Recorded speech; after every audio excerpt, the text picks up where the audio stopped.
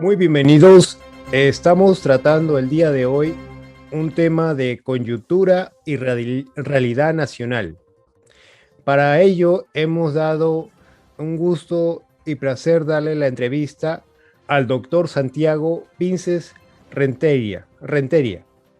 Él es médico especialista en medicina interna, laborando en cuidados intensivos en el Hospital Almenara. Actualmente es presidente del cuerpo médico del Hospital Almenara E-Salud.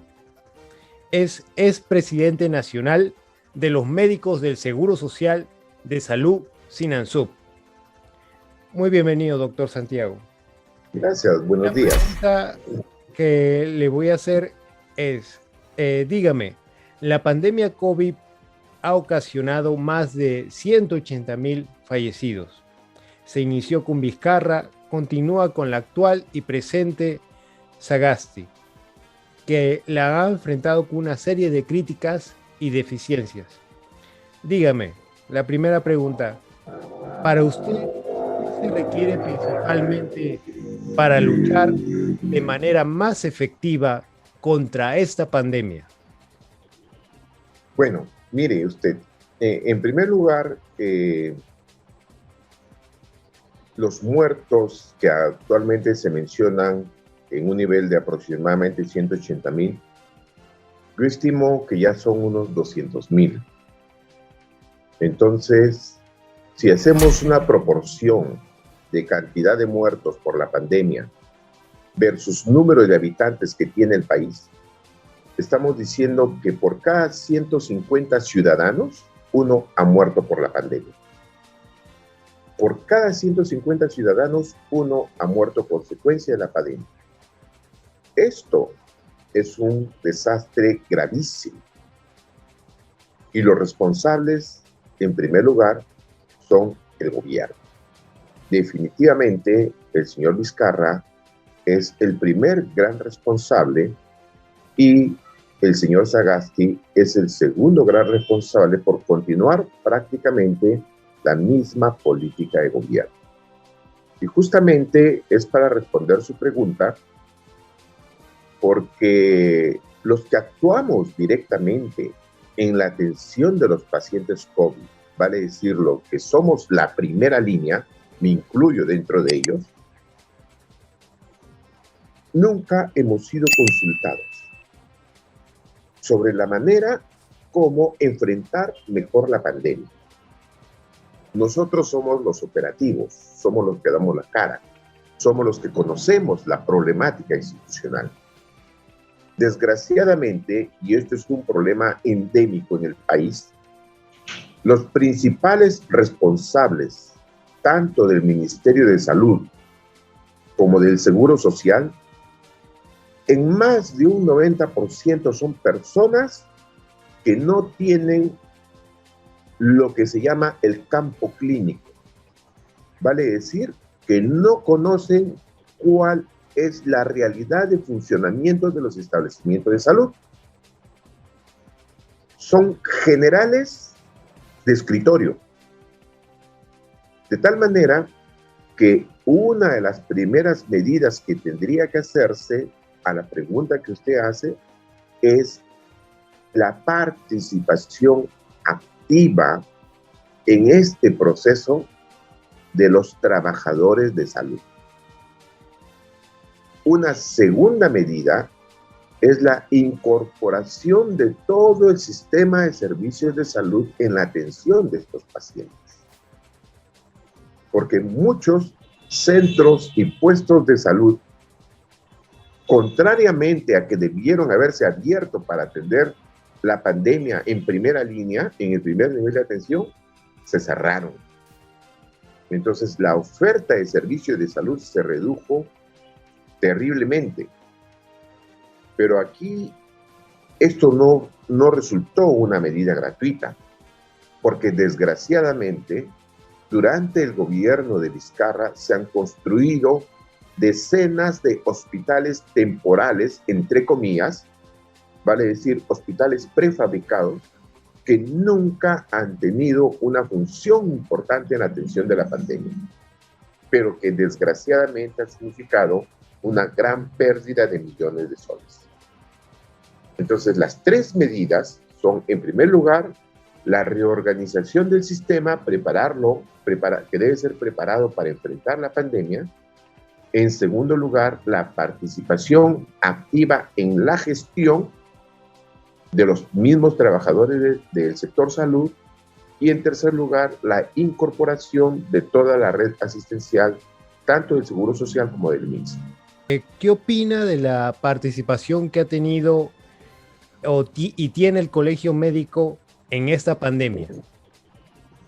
Bueno, diría unas de cal y otras de arena, porque muchas veces sus respuestas han sido muy tardías o tibias, y en otras han sido oportunas y acertadas.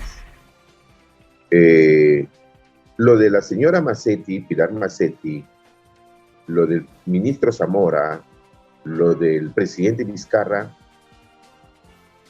su mala actuación frente a los médicos se ha sabido desde siempre. Hay más de 400 médicos que han muerto. Más de 400 médicos que han muerto. Y desgraciadamente, las autoridades del Colegio Médico han mantenido una actitud complaciente con estas autoridades durante todo este tiempo. Si hay autoridades que son médicas y que han participado indirectamente en la desatención de los trabajadores y dentro de ellos la desatención de los médicos, y como consecuencia de esa desatención han habido más de 400 médicos muertos, lo mínimo que debió haber hecho el Colegio Médico en un acto sumario es sanciones severas contra los ministros y los funcionarios responsables de esta situación. Y simplemente no lo han hecho. Y cuando el gobierno ha tomado medidas desacertadas, sobre todo el gobierno de Vizcarra y también el gobierno de Sagasti, el Colegio Médico ha tenido una actuación un poco extemporánea. Tanto así que en este momento las autoridades en cierta forma quieren conminar a que los trabajadores de mayor grupo de riesgo, vale decir los trabajadores de 60 años a más, y aquellos que tienen enfermedades importantes y que estaban bajo licencia, bajo trabajo remoto, ya el gobierno está disponiendo que se reincorporen al trabajo. Está pendiente una norma del Ministerio de Salud, pero hay algo que en la sociedad muy pocos han observado. Los trabajadores de salud hemos sido vacunados con la vacuna Sinopharm y al resto de la población se le está colocando la vacuna Pfizer. Evidentemente hay una gran diferencia entre lo que es la seguridad que ofrece la vacuna Sinopharm y la seguridad que ofrece la vacuna Pfizer, la eficacia de la vacuna. Está demostrado en el mundo hasta ahora que la Pfizer es más eficaz. Y a los trabajadores del sector salud nos han puesto Sinopharm. Y hace poco había una denuncia en un medio periodístico donde aproximadamente unos 20 médicos han muerto a pesar de haberse puesto las 2 dosis de vacuna de Sinopharm. Entonces, esto tendría que ser bien estudiado, bien investigado, y sobre todo yo creo que tendría que revacunarse a los trabajadores. En esta situación, la actitud del Colegio Médico ha sido de mucha lenidad. Dado el decreto de urgencia 051-2021 del gobierno hace unos días que determina que médicos y personal de salud han estado laborando en atención remota, deben ya retornar a la atención presencial. ¿Cuál es la situación existente en los hospitales? Justo es lo que le comentaba, ¿no? Que el gobierno ha dispuesto un retorno, pero sin las mínimas garantías de seguridad para retorno al trabajo. Los colegas, como presidente del cuerpo médico, me han manifestado que ellos no tienen problema en retornar, pero ya le he explicado la poca eficacia de la vacuna Sinopharm con relación a la vacuna Pfizer, y por lo tanto están pidiendo ser revacunados con la Pfizer en primer lugar. En segundo lugar, hay normas que están vigentes, y una de las normas que están vigentes, por ejemplo, es tener cuidado con el aforo de los trabajadores en los establecimientos de salud. Entonces, los establecimientos de salud no se pueden llenar con el 100% de trabajadores.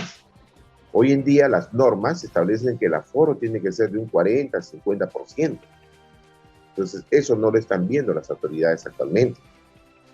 Y en tercer lugar, todo lo que son las medidas de bioseguridad, los equipos de protección personal para la atención a los pacientes, que realmente en los momentos actuales eso se ha relajado.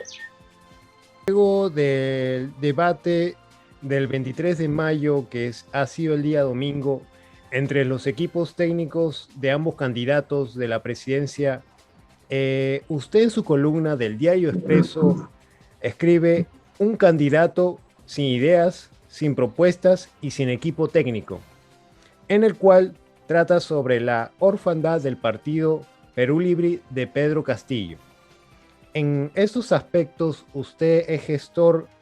Dígame, ¿qué podemos esperar en general de un probable gobierno de Pedro Castillo? Bueno, no solamente el debate del 23, sino el debate del día 30, que ha sido hace poco.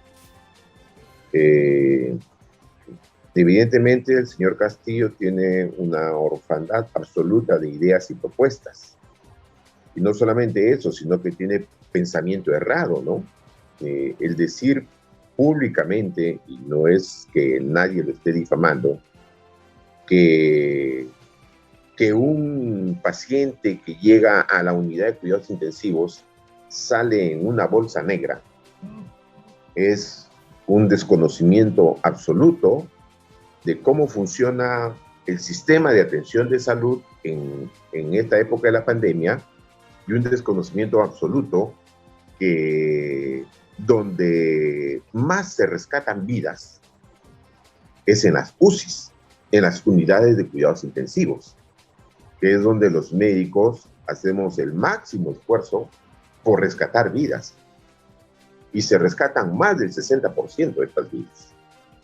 Entonces, esa declaración del señor Castillo, más lo que manifestaron sus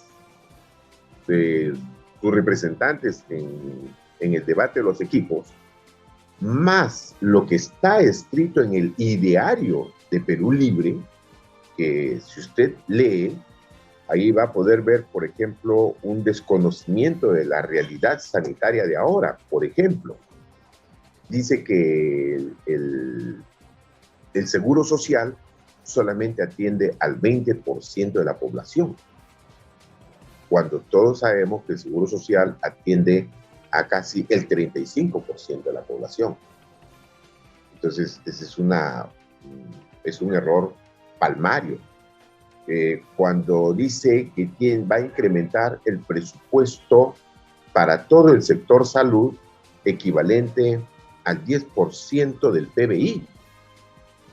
¿Cuánto es el PBI actualmente en el país? Más de 750.000 millones de soles. ¿Cuánto es el 10%? 75.000 millones de soles. Vale decir, más del 50% del presupuesto nacional. Entonces, definitivamente, ni el señor Cerrón ni el señor Castillo saben lo que están diciendo, ni saben lo que están escribiendo. Entonces, cuando usted me pregunta cuál es nuestra expectativa es que con ellos vamos a partir de cero, sin ningún camino, sin saber a dónde ir. Y eso realmente es muy peligroso. En el escenario laboral para los médicos y personal de salud, en un evento gobierno de Keiko Fujimori o Pedro Castillo, ¿cuál sería la diferencia? Mire, como vuelvo a repetir, con el señor Pedro Castillo partimos de cero o de una visión negativa. O sea, no podemos hablar nada. Con la señora Keiko, la gran mayoría de los trabajadores, hablo del Seguro Social, casi el 65% a 70% de los trabajadores de Seguro Social, estamos bajo el régimen laboral del Decreto Legislativo 728. Un 20% a 25% están bajo el régimen laboral del Decreto Legislativo 276. 728 es contrato a plazo indeterminado y 276 son los nombrados. Yo soy 728. Y un 10% aproximadamente son los colegas bajo el régimen laboral del Decreto Legislativo 1057, que son los contratos CAS. Evidentemente, los más ominosos son los contratados CAS. Pero el régimen laboral que estableció el señor Fujimori, Alberto Fujimori, fue el del Decreto Legislativo 728. Por lo tanto, tendría que defender la señora Keiko Fujimori el Decreto Legislativo 728. Y hoy en día, por la experiencia que tenemos, es un decreto legislativo que le ofrece más ventajas a los trabajadores en comparación con los otros decretos legislativos. A lo que tendríamos que ir con cualquier gobierno es a la unificación del régimen laboral. Un régimen laboral único, pero el que más favorece a los trabajadores, no el que menos los favorece. No es que todos pasen a ser CAS, tampoco todos van a pasar a ser 276, pero la gran mayoría, si se pudiera instituir un decreto legislativo 728 o un 276 mejorado con la norma del 728 para los trabajadores en general del sector civil. Ese debería ser un propósito, un objetivo. Lograrlo no es fácil, porque las mejoras obtenidas por los trabajadores no han sido producto de la buena voluntad de las autoridades en todos los gobiernos, absolutamente en todos los gobiernos, desde el mismo gobierno de Fujimori hasta este último gobierno de Vizcarra y Sagasti. Peor aún, con el señor Sagasti, absolutamente nada. Pues el señor Vizcarra y lamentablemente con la presidenta ejecutiva que tenemos, la política laboral de los trabajadores ha sido negativa. Estando en vísperas de la elección presidencial en el Perú, ¿qué mensaje le daría a la población en general? Bueno, yo les invito a un voto reflexivo y por nuestra experiencia de vida, porque tenemos que hablar de experiencia de vida, no solamente en el campo profesional, experiencia de vida como estudiantes, experiencia de vida como ciudadanos. Yo recuerdo algo, la vida política del país, más o menos desde 1968, cuando hubo el golpe de Estado de Juan Velasco Alvarado. Y si hacemos un recuento, pues desde esa fecha hasta ahora, evidentemente todo lo que significa totalitarismo, todo lo que significa dictadura es nefasto. Es nefasto para el desarrollo de la población en general. De tal manera que no es tan cierto lo que dicen los señores de Perú Libre, que hemos vivido 200 años de gobiernos de derecha. Hemos vivido años de gobiernos de derecha y también hemos vivido años de gobiernos de izquierda, también con muy malas experiencias. Lo que nosotros tenemos que preservar en nuestra sociedad es un espíritu de diálogo. Y un espíritu de diálogo solamente se puede obtener cuando hay democracias y cuando hay libertad. En las dictaduras, donde no hay democracia y no hay libertad, no hay espíritu de diálogo y los gobernantes hacen absolutamente lo que quieren. Entonces, yo invito a la ciudadanía a un voto reflexivo, respetando la democracia, la libertad y el derecho a expresar. Eso sería todo. Muchas gracias. Le agradecemos la entrevista, doctor Santiago Vinces. Sí, muchas gracias. Hasta luego. Espero que les haya agradado la entrevista con el doctor Santiago Vinces Rentería. Él escribe en las columnas del Diario Expreso. Les dejo sus artículos abajo de la descripción de este video. Gracias.